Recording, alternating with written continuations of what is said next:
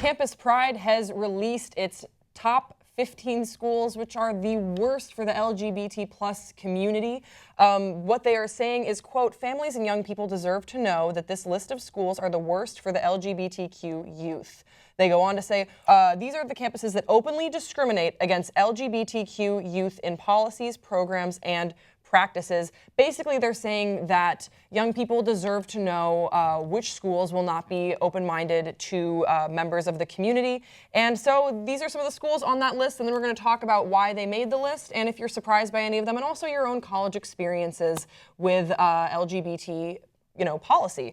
So at the top of the list, no surprise here, Brigham Young University, followed by California Baptist University, East Texas Baptist University, George Fox University, Indiana Wesleyan University, Lancaster Bible College, Manhattan Christian College, Mississippi College, Northwestern Nazarene University, Oklahoma Wesleyan University, Simpson University, Spring Arbor University, University of Dallas, Virginia Baptist College, and Wheaton College round out the 15, but they actually put together a list of 95, Hassan. I see this weird pattern in the top 15 here. Yes. A lot of it is heavily influenced by religious undertones. It's almost... Yes, and let me explain a little bit more about that to you. It has to do with Title IX, and so in Title IX there's a clause in there that it says that you can. From the Bible, right? Title IX of the Bible. No, this is not Title IX from the Bible. There's a clause where it says prohibiting sexual orientation, discrimination, and harassment against students. So Title IX basically made it very clear that you can't do that. And then I did a little bit more research on what it means when a school files to be exempt from Title IX in the United States.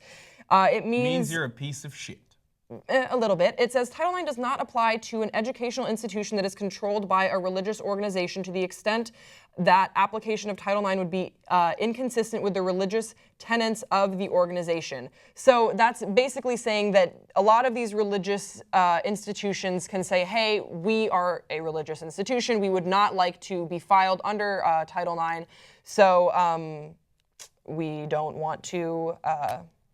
we don't want to be a part of this anymore, and we can discriminate all that we want. And then they made the list of shame, the top 15 out of 95 that we just read to you now. And yeah, this didn't surprise me. As a Christian and as a lesbian, it bums me out to read that there are so many Christian institutions that are not down with the gays, or at least open-minded, or it just bothers me that they've gone out of their way to make sure that they can discriminate should they want to.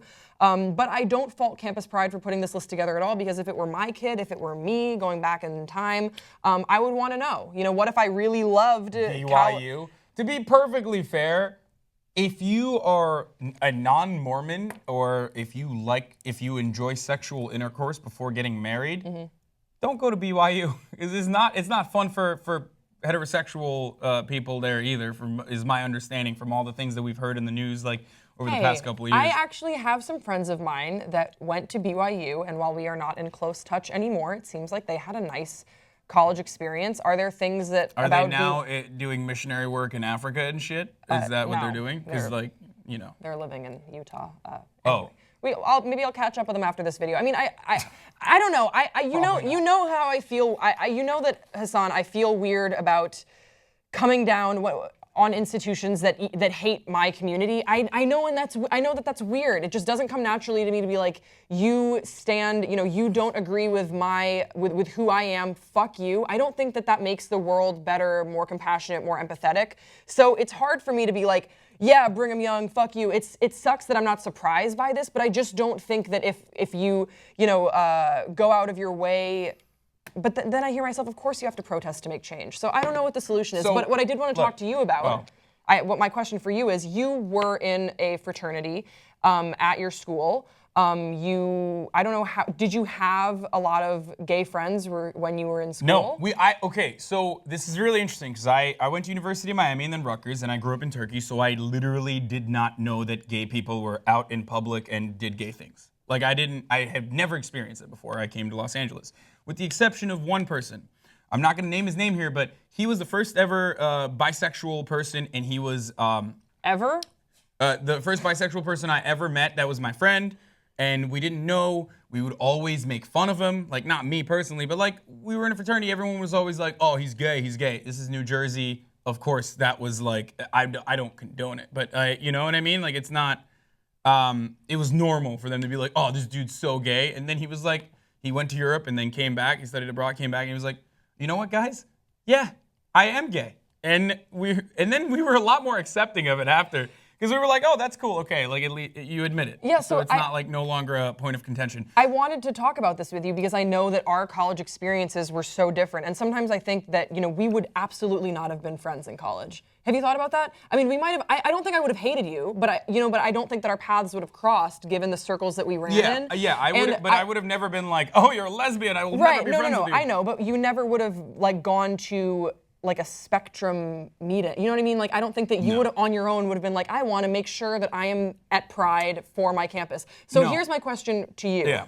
You are obviously a very you're borderline too straight sometimes. You like girls like too much. I'm kidding. Coming from a lesbian. No, I just mean that you are a hyper heterosexual, straight, masculine, macho, bro dude. You're a frat boy, for sure. But I'm also a staunch ally. Of course. And a supporter of the LGBT rights. Of course you are. And I would not be your friend if that wasn't the case. Mm-hmm. But my question to you is, when homophobic behavior happened around you on campus, before you were, before we always went out in West Hollywood and went to gay clubs together, what was your response? I'm wondering because my experience was very different from yours. I wasn't around people that would say faggot. No, I never participated in it, and two, I would get really fucking pissed off at people that did it, especially if I was drunk. I'd be like, you're gonna call this dude a faggot? What the fuck's wrong with you? Why would you, why are you making fun of him?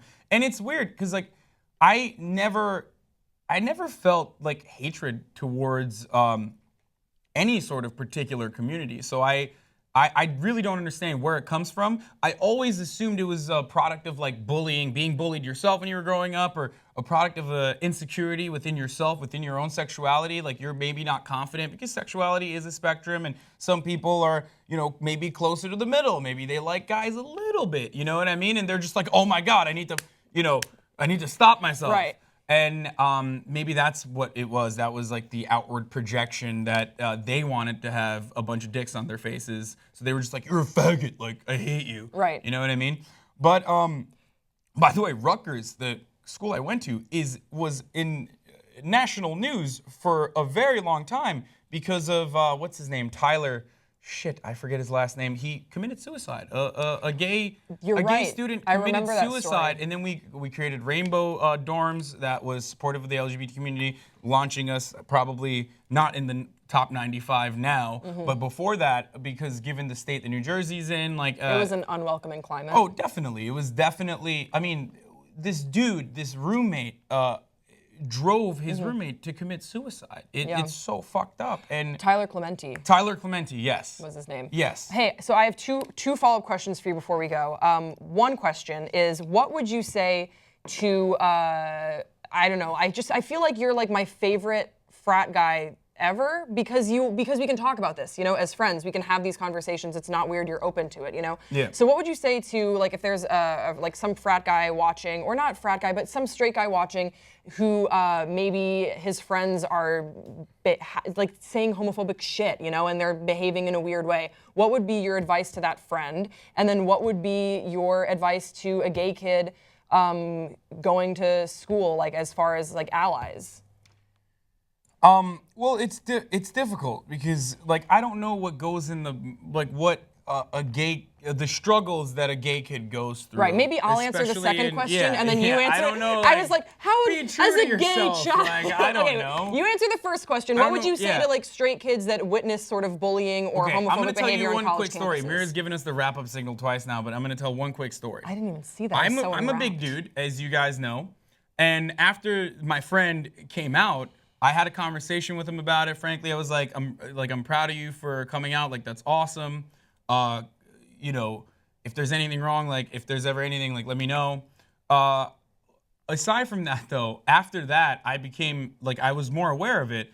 And if someone would say something like that, and I'm not embarrassed to admit this, but I'm a big dude, so I'd be like, yeah, I'm gay. You got a problem with that? Really? I would get up to dudes' faces. I'd be like, yeah.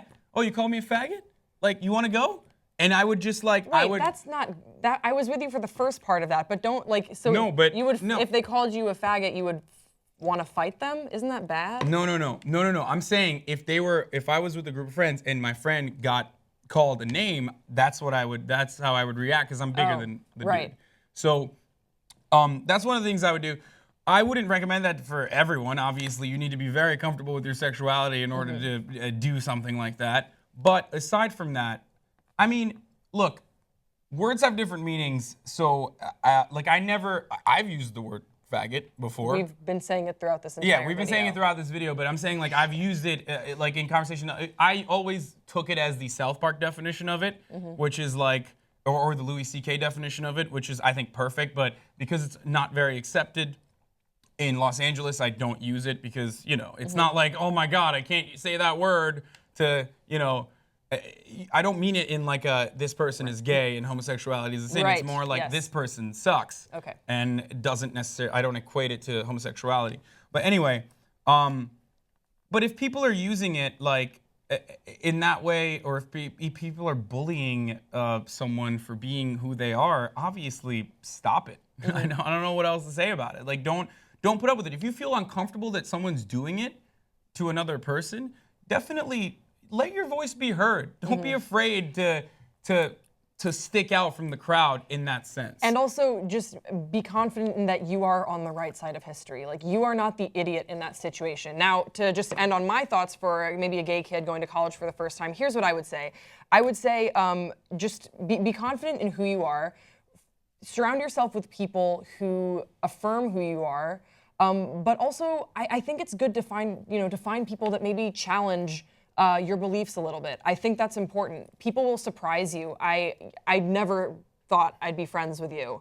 Do you know what I mean? Like I think that you can surround yourself with people that challenge you, but also motivate you, and that will only make you more confident in exactly who you are. Stay rooted in who you are, and know that you are where like you might feel like small, like you're the only gay kid on your campus alone, and it might feel weird and awkward, but I promise you that you're not, and there is a community for you wherever you go. You just sometimes have to look a little bit harder to find it, and probably don't go to any of the 95 schools on this list. But guys, Jesus, it's a lot of schools, Grace. well, like, there's so Don't go many to any of schools the in 95 America. schools. I'm sure it's in 95, so it's like I'm sure towards the end of it's not as bad. Like Fine, just don't go to the top 15, Like, but Jesus. love yourself and hang out with people that love you for exactly who you are. We want to hear from you in the comment section below. Are you going to college? Is this your first semester in college? Have you ever called someone out for homophobic behavior? Did you ever make friends with someone that kind of surprised you? Maybe you thought you wouldn't gel at first?